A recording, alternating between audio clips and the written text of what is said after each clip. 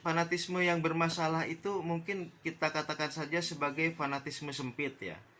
Fanatisme sempit di mana dia menganggap bahwa ketuhanan lain, agama lain itu katakanlah salah dan harus diperangi, gitulah. Nah, itulah awal-awal munculnya radikalisme ya. Awal-awal munculnya permusuhan terhadap agama lain gitu.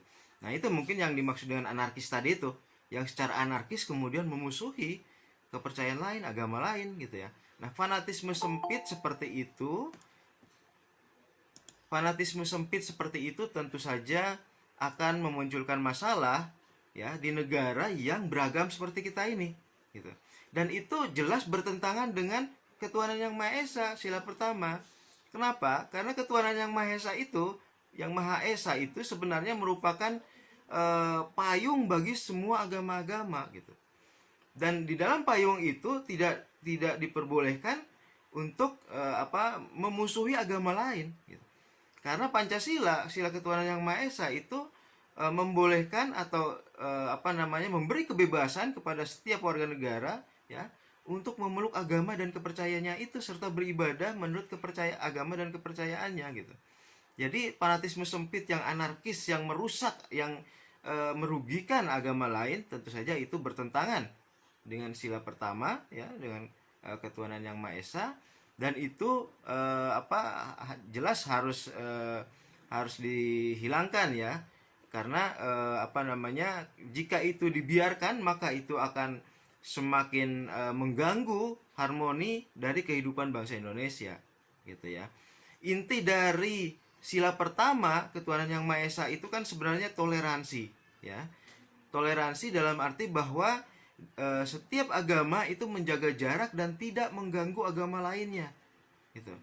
Selain toleransi juga ada solidaritas. Solidaritas dalam arti bahwa memiliki rasa simpati dan empati terhadap agama lain.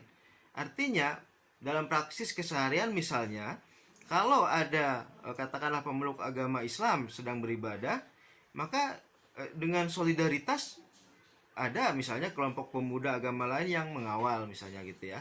Begitu juga kalau ada yang Natalan misalnya, maka sekelompok pemuda dari agama lain juga mengawal gitu ya. Banyak contoh-contoh misalnya orang sedang beribadah di katakanlah gereja Katolik, kemudian dikawal atau oleh pemuda Islam misalnya, Ansor misalnya gitu ya. Ada penganut agama Hindu di Bali misalnya sedang nyepi, kemudian kelompok agama lain ikut mengawal itu agar kemudian tidak ada gangguan terhadap prosesi ibadah nyepi tersebut. Nah, itu toleransi dan solidaritas. Justru itu yang harus dipupuk, justru itu yang harus diangkat gitu ya. Bukan fanatisme sempit yang sangat anarkis itu gitu. Karena itu bertentangan dengan Pancasila gitu ya.